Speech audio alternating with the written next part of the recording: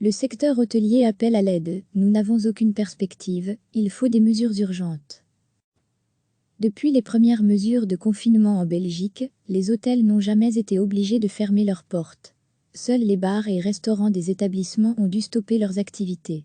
Alors que le Conseil national de sécurité évoque un planning de déconfinement, le secteur hôtelier a le sentiment de faire partie des oubliés de la crise. Une crise qu'il a pourtant vécue de plein fouet. À la mi-mars déjà, une centaine d'hôtels sur 160 à Bruxelles avaient fermé leurs portes, non par obligation, mais faute de clients. Aujourd'hui encore, ceux qui restent ouverts connaissent un taux d'occupation dérisoire proche d'1% et le bout du tunnel semble encore bien loin.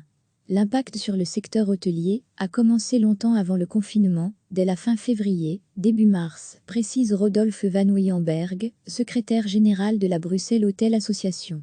Et cet impact se prolongera lourdement après le confinement. Et particulièrement pour les hôtels bruxellois, qui dépendent à 85% de la clientèle internationale. Pendant la crise, pourtant, certains hôtels ont fait preuve de solidarité. C'est le cas par exemple de l'hôtel Bedford à Bruxelles, qui a logé des policiers. Un établissement dont le propriétaire a la chance de ne plus devoir payer ni loyer ni prêt hypothécaire, ce qui est loin d'être courant, d'autant que d'autres coûts restent très lourds à supporter.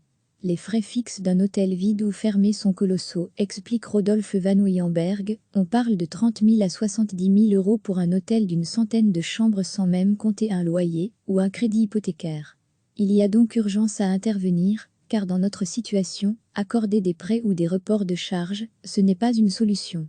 La Bruxelles Hotel Association demande donc que certaines mesures soient prises en urgence, du côté des régions comme du fédéral. Aujourd'hui, au niveau des trésoreries, il n'y a plus de liquidité, c'est intenable. On appelle donc au niveau régional à reverser la contribution que les hôtels ont payée en 2019 au niveau des taxes hôtels. Au niveau fédéral, nous demandons la prolongation du chômage temporaire pour cas de force majeure, jusqu'à la fin de l'année, ainsi que la défiscalisation des emplois, donc l'exonération des charges patronales et fiscales. Ce que le secteur craint évidemment, c'est de voir le nombre de faillites augmenter. La crise du coronavirus ajoutant à d'autres problèmes, a ainsi poussé l'hôtel Métropole à envisager la cessation définitive de ses activités hôtelières. Il est encore temps, souligne Rodolphe Van Wiehenbergh, de sauver ce secteur vulnérable. Mais il y a clairement urgence. Recevez chaque matin l'essentiel de l'actualité. Depuis les premières mesures de confinement en Belgique, les hôtels n'ont jamais été obligés de fermer leurs portes. Seuls les bars et restaurants des établissements ont dû stopper leurs activités. Alors que le Conseil national de sécurité évoque un planning de déconfinement, le secteur hôtelier a le sentiment de faire partie des oubliés de la crise. Une crise qu'il a pourtant vécue de plein fouet. À la mi-mars déjà, une centaine d'hôtels sur 160 à Bruxelles avaient fermé leurs portes, non par obligation, mais faute de clients.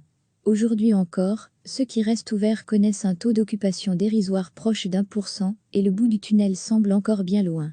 L'impact sur le secteur hôtelier a commencé longtemps avant le confinement, dès la fin février, début mars, précise Rodolphe Van Wiehenbergh, secrétaire général de la Bruxelles Hotel Association. Et cet impact se prolongera lourdement après le confinement.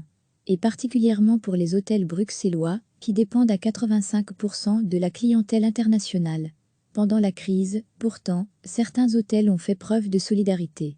C'est le cas par exemple de l'hôtel Bedford à Bruxelles, qui a logé des policiers. Un établissement dont le propriétaire a la chance de ne plus devoir payer ni loyer ni prêt hypothécaire, ce qui est loin d'être courant, d'autant que d'autres coûts restent très lourds à supporter.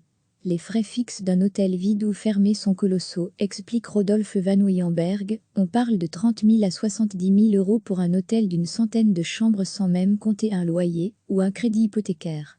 Il y a donc urgence à intervenir, car dans notre situation, accorder des prêts ou des reports de charges, ce n'est pas une solution.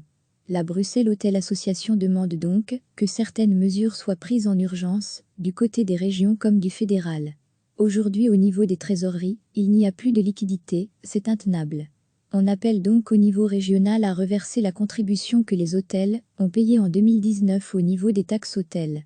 Au niveau fédéral, nous demandons la prolongation du chômage temporaire pour cas de force majeure, jusqu'à la fin de l'année, ainsi que la défiscalisation des emplois, donc l'exonération des charges patronales et fiscales. Ce que le secteur craint évidemment, c'est de voir le nombre de faillites augmenter. La crise du coronavirus ajoutant à d'autres problèmes, a ainsi poussé l'hôtel Métropole à envisager la cessation définitive de ses activités hôtelières. Il est encore temps, souligne Rodolphe Van Wiehenberg, de sauver ce secteur vulnérable. Mais il y a clairement urgence. Cliquez sur s'abonner pour recevoir les dernières nouvelles.